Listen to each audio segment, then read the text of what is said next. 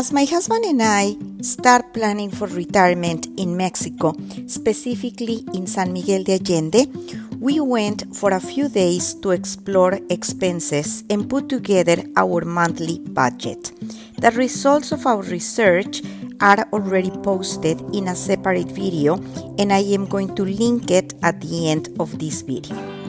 However, we like to travel. As part of our retirement plan, we want to explore the world, but we want to start with Mexico. We want to know Mexico, we want to see different places, enjoy the food, enjoy the views, and enjoy all the beautiful places that Mexico has to offer. As part of our initial research and try to figure out how much it is going to cost to travel around Mexico in retirement, we went from San Miguel de Allende to Puerto Vallarta, and we started recording all of our expenses, how to get from one place to the other, what are the different options, and we are going to show you all of our findings in this video. Come with us and we will show you how we did it, how much it cost, and also if there's other more affordable ways to do it. The distance between San Miguel de Allende to Puerto Vallarta is roughly 650 kilometers, which is approximately 405 miles. And we found that there are basically three ways to go from San Miguel de Allende to Puerto Vallarta. Number one, you can go by bus. Number two, you can fly. And number three, you can drive.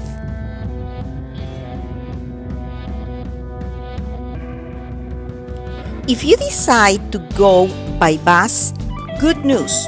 There is a bus station in San Miguel de Allende, which is roughly 1 mile away from the parroquia.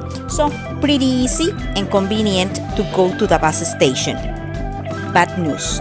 We were not able to find any direct ride from San Miguel de Allende to Puerto Vallarta.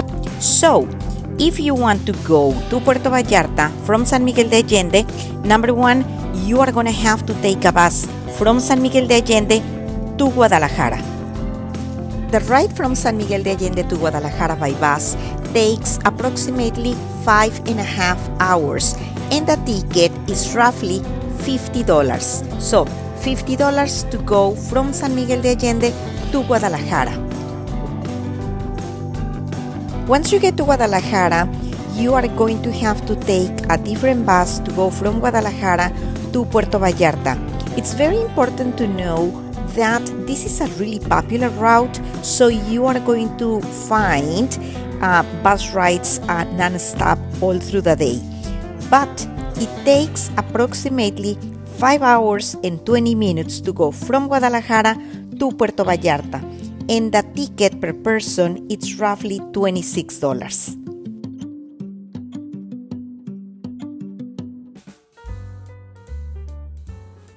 So, if you decide to go to Puerto Vallarta by bus from San Miguel de Allende, it is going to be roughly 11 hours by bus, and it's going to be approximately $76 per person for the whole ride, and that is taking two different buses, one from San Miguel to Guadalajara, then changing buses in Guadalajara, and taking the second bus from Guadalajara to Puerto Vallarta.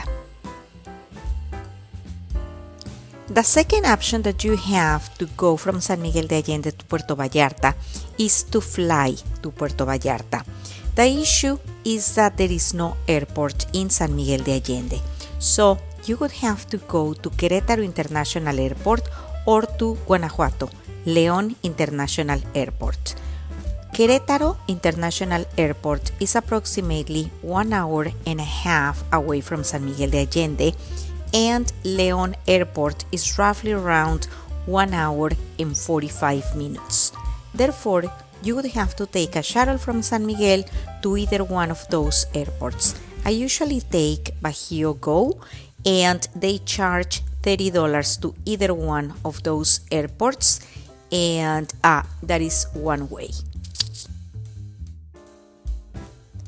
If you decide to go to Querétaro Airport, we found that there are several direct flights via Volaris, and it takes approximately 1 hour and 20 minutes to go from Querétaro to Puerto Vallarta. I couldn't believe the price when I saw it, but it is approximately $55 per person round trip from Querétaro to Puerto Vallarta to Querétaro, and yes, only $55. If you decide to go to León International Airport, going from León to Puerto Vallarta takes approximately 1 hour, and via Volaris you are going to be able to find several non-stop flights during the day, and the price extremely cheap and affordable as well, roughly $70 per person round trip.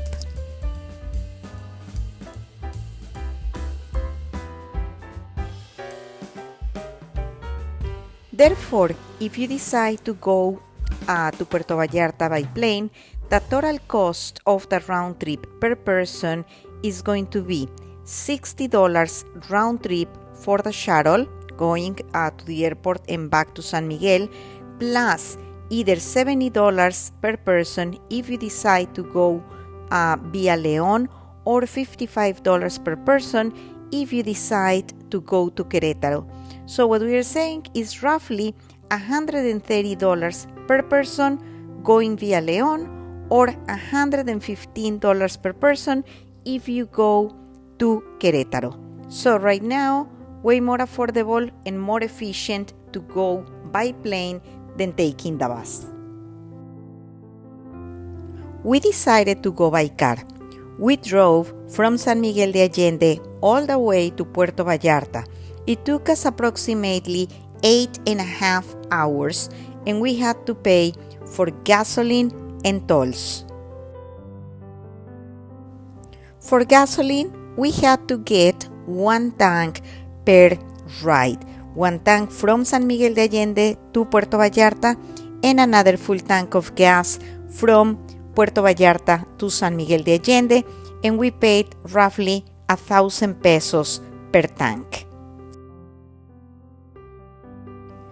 When traveling from city to city in Mexico, it is recommendable to take the federal highways, and you will have to pay a toll, but they are much safer than if you go to the Libre, which is the state-free highways. From San Miguel de Allende all the way to Puerto Vallarta, we had to pay 9 different tolls. Altogether, we paid almost 1,700 pesos, which is the equivalent of $85.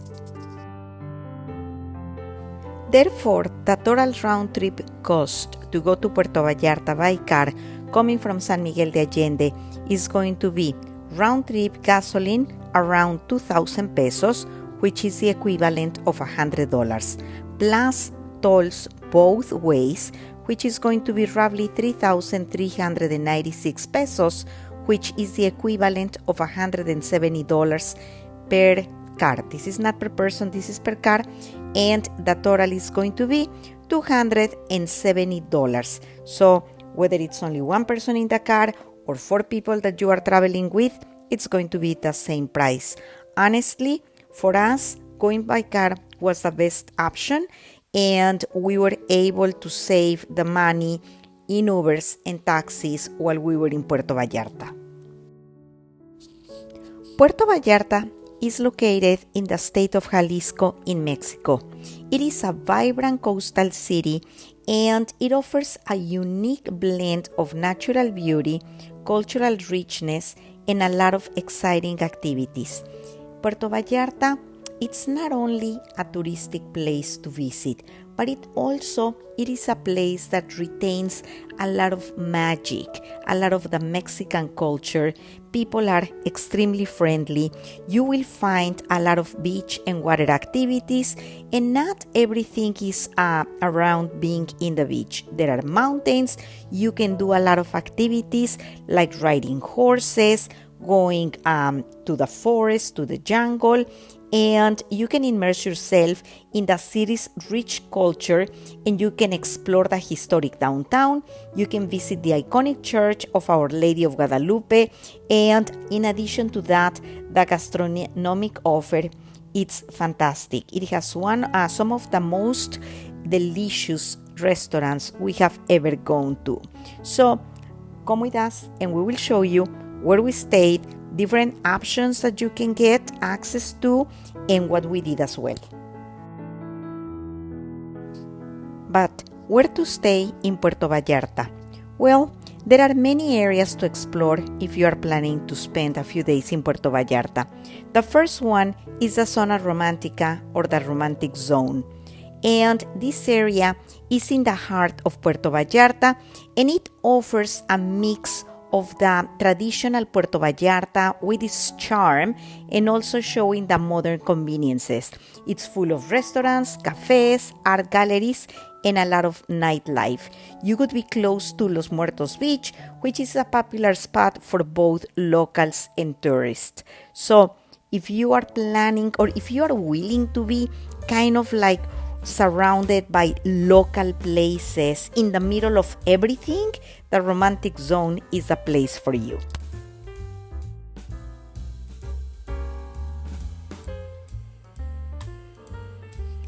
Marina Vallarta is a more relaxed place with upscale resorts, condos, and it's perfect for people who want more of a quieter, more upscale experience. Still really close to the Romantic Zone and to all the action in Puerto Vallarta, but it's kind of like more relaxed environment. And it's ideal for families, couples, and those people who are looking for a more laid-back vibe with access to golf and water activities. Also, if you are interested in watching whales in Puerto Vallarta, there are a lot of options of tours in the marina area. The Zona Hotelera, or Hotel Zone, is a lined, large area with all-inclusive resorts, and it's perfect if you are looking for a more traditional touristic experience. This is close to everything, close to Marina, close to the Romantic Zone, and this is basically if you are looking for a typical vacation in a Mexican resort with all the amenities, and it's ideal for families, groups, and those people who are looking for an all-inclusive resort-style experience with beachfront access. Conchas Chinas is one of the most luxurious areas in Puerto Vallarta. It is known for its stunning cliffside villas and luxury condos with breathtaking ocean views. It is pretty quiet and not as crowded with tourists, and it offers a more of an exclusive and high life type of vibe and experience. It is ideal for couples which are trying to be on a romantic getaway, or anybody who's looking for a peaceful upscale experience with private atmosphere.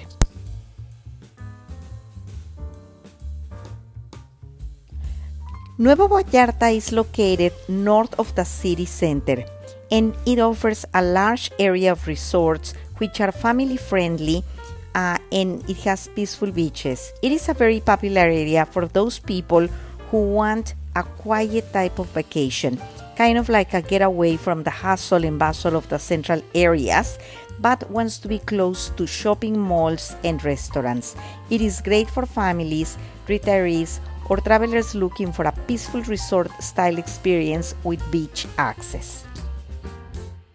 And lastly, we have Mismaloya, which is where we decided to stay.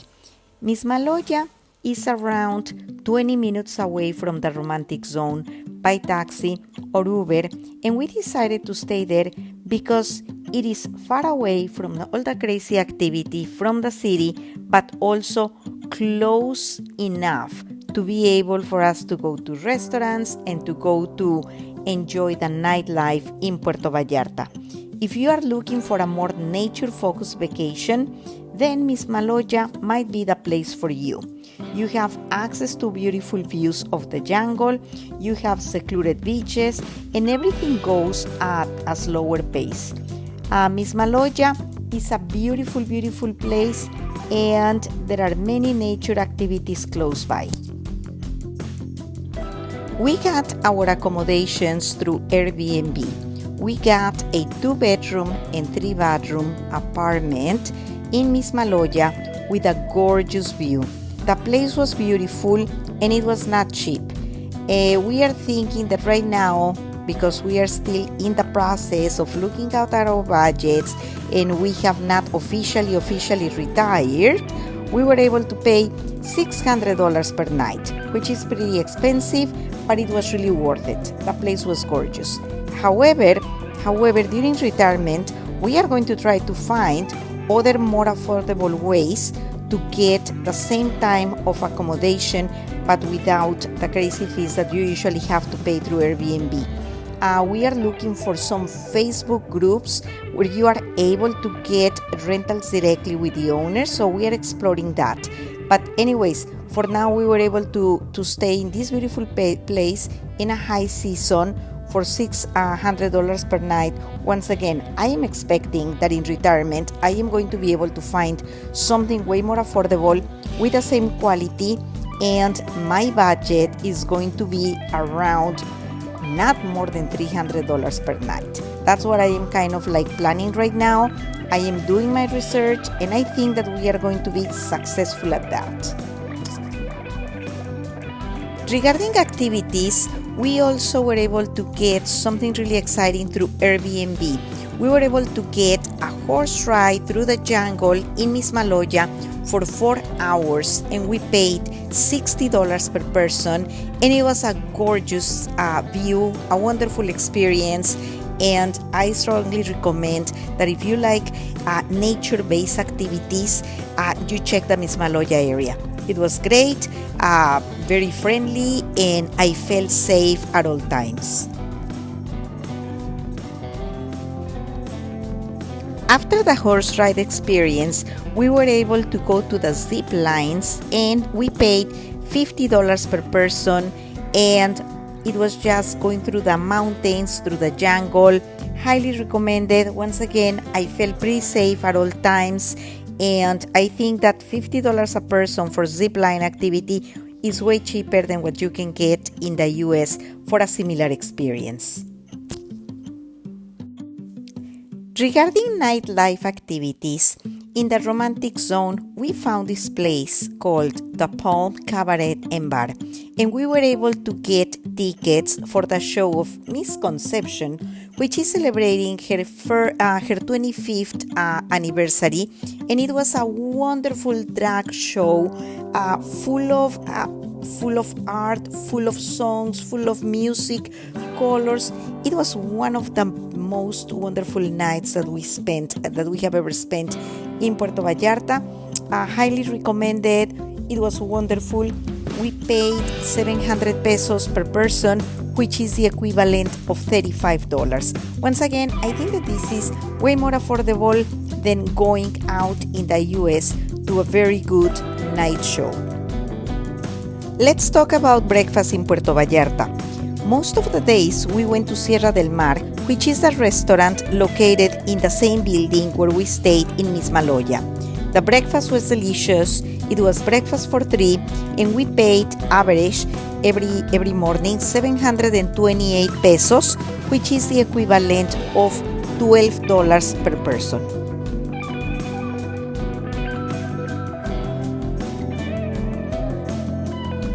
We spent Christmas Eve in Puerto Vallarta, and for Christmas dinner, we went to a restaurant called La Palapa, which is in the romantic zone of Puerto Vallarta with a beautiful view to the beach. The food was great, the service was wonderful, we had a wonderful time. It was dinner for 4.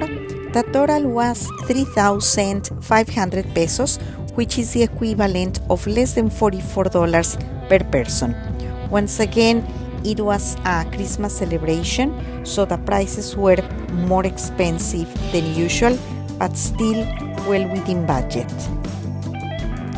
Based on how much we spent in our trip to Puerto Vallarta for a few days during retirement, I would be planning to have a budget of $270 to go by car from San Miguel de Allende to Puerto Vallarta round trip.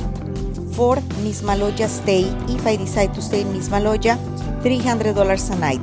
This is pretty much on the high end. I just checked in Airbnb and I was able to find really nice places in the romantic zone for around $80 a night, including the fees. Meals for two, I am going to go with $65 a day, but that can be lower.